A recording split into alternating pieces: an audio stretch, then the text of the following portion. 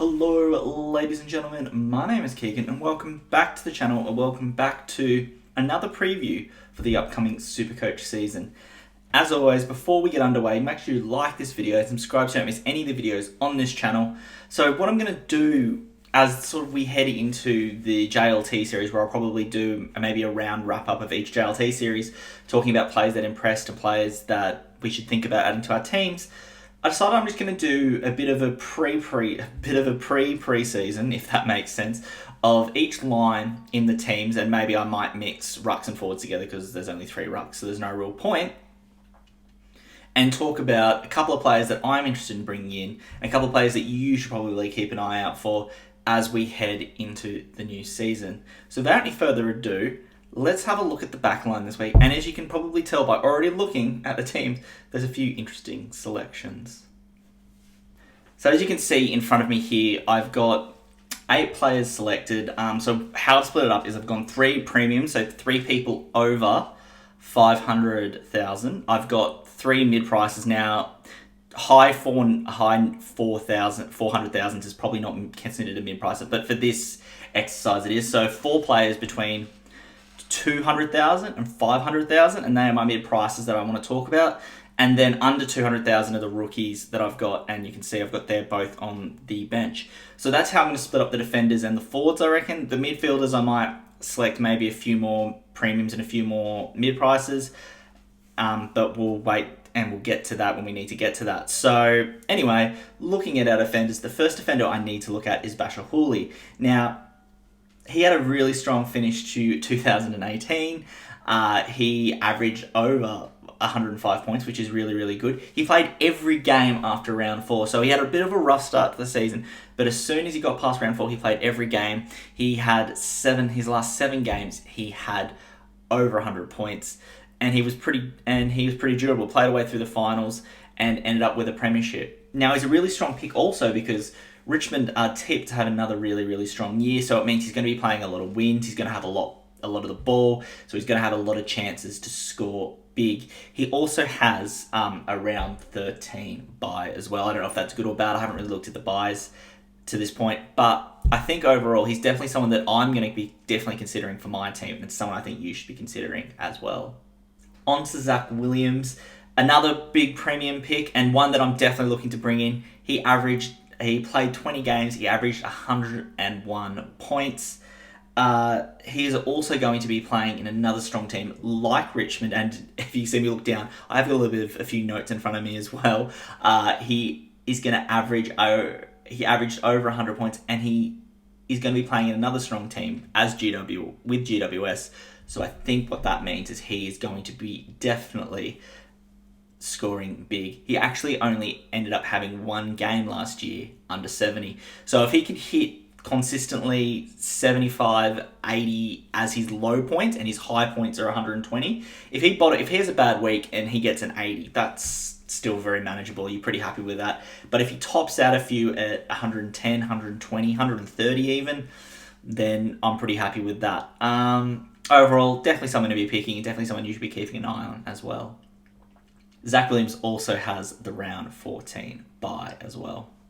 So, the last premium pick is a bit of a low end of premium, I think, at 509,000 with James Sicily. Now, he's a bit of an interesting pick because he always gets suspended, and he sometimes can play a bit of an interesting role where they did throw him forward at points in Hawthorn, and he's not going to score well as a forward. I think this year, all things considered for Hawthorn, he's probably should be playing, if everyone's fit, he should be playing loose off the halfback, intercept marks, and he should definitely take his opportunity.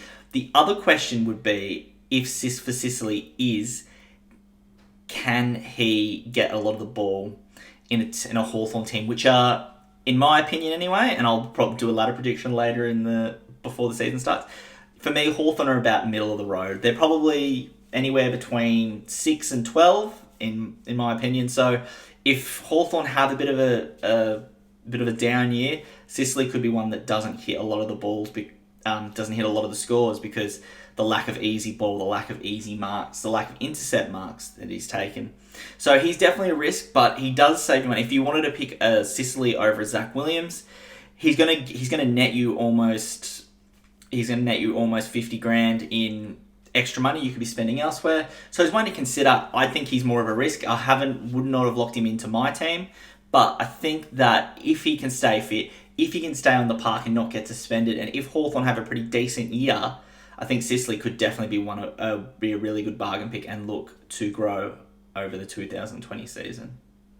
He also has a round 14 bye as well. So onto my mid prices. Even though we can consider Houston not really a mid pricer, for this exercise he definitely is, and he falls under that 500k mark. And he's a really, really good pick. He's a potential bolter this year, in my opinion. He has that very, very helpful dual position. So he has the potential to play as a mid, just in case. He also has the potential to play as a back. And I think majority of the people are probably going to pick him as a defender. I don't see him squeezing into a lot of midfields. Last season he averaged 89.3, which is a really decent score for a defender, probably just below the elite defenders that we want, scores that we want. But I think if he has a really good year, he can definitely push his way up. And I think I see a lot of people are really considering him for their team this year. He played 21 games, so he's pretty durable. And I think that should stand him in good stead, and he should definitely be a consideration for your team this year. He's definitely a strong consideration for me. I'm definitely thinking of selecting him for this year. He also has the round 12 bye as well. Halfway through, 4 down, 4 to go, and Doherty is the next player off the rank. Now, Doherty has a huge history of injuries. I don't think I need to tell you that. He's missed the last 2 years with knee ACL injuries, so he hasn't been able to get himself on the park. But when he has been on the park in previous years, he has been an absolute star. He definitely has the potential to average over 100. The last season he had in 2017, he played 22 games. So he played every game available to him in that 2017 season. And he averaged, looking at my notes, he averaged 114 as well, which is huge for a defender. If he could replicate that, he would be an absolute lock at 436,000. But the question is going to be over his knee, over his injury problems. And if he's over them, can he replicate that form from a couple of years ago? He might have lost a bit of pace. He might have lost a bit of durability through those injuries, but I think he's someone I'm strongly considering as a potential to bolt heading into 2020. He also has the round 13 bye for those interested. My next 2 players are very questionable and players that I wouldn't be putting both in the same team. And I may have in the last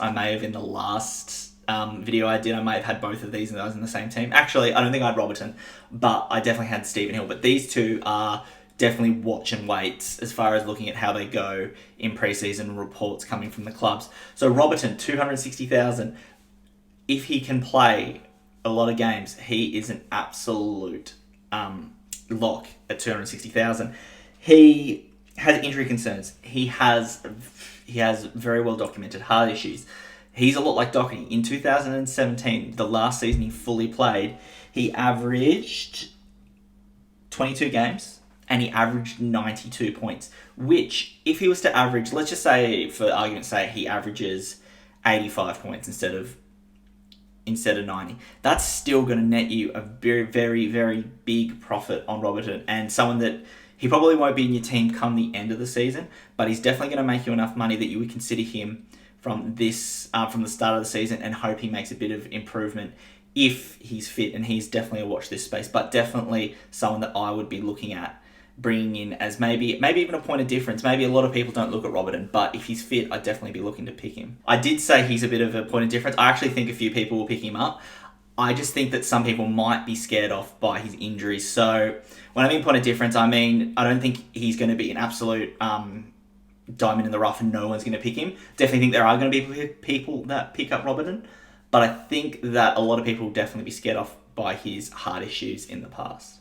Stephen Hill is another risky injury, but him under 200k is definitely worth considering and is definitely one of the picks to keep an eye on out of my rookies. So he has, first thing he's got going for him is he's a dual position player. He's a forward back, meaning it gives you the ability to switch forwards and defenders which is very valuable, and that automatically adds value to him. The issue with Stephen Hill is going to be his fitness. He only played 3 games last year, and he averaged 40 or 39 or something. So he was very, very poor. Now, the question will be is if he can get fit for this year, he will be a very, very useful player for your team. He'll make you a lot of money as a rookie, and he'll be someone that once he makes a bit of money, you can trade him out, and then you don't have to worry about him anymore.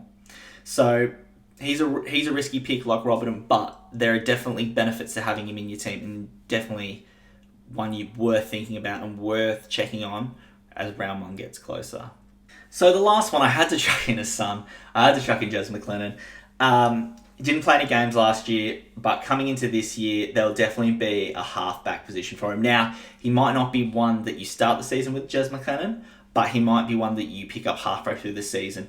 Looking at the Suns overall, he's definitely someone that will be looking to take over from a Pierce Hanley, one of the older halfback players, and Jez McLennan is made for that spot. He's a great kick. He's pretty quick overall, and he can take him to set marks. So he's the obvious replacement for Hanley, and if the Suns are to do anything this year of any sort of positive level, I don't think by the end of the year Hanley can be in the team. I think Hanley definitely starts. He's definitely got experience. He's definitely on his day. He's still a very good player, but injuries and other such things have curtailed him.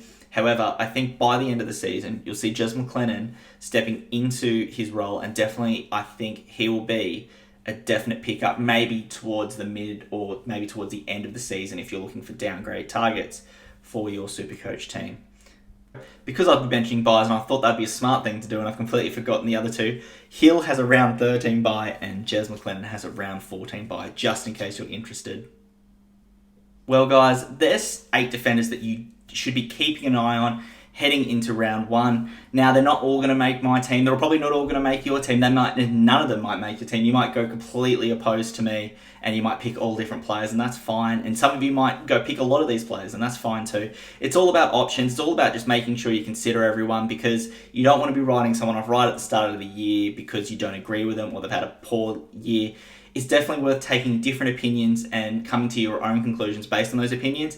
And in my opinion, I think some of these players are definitely worth the value. Players like Robertson and Stephen Hill are definitely a wait and see to see how they're looking and if they're fit for the new season. Someone like a Jez McLennan is not someone that, personally for me, I'll be picking round 1 because I don't think he makes our best 22. But maybe after the bye, he with a few injuries or with a few players curtailing off at the end of their careers, he might get a look in, and he might be someone you might want to bring in mid-year as a good downgrade target.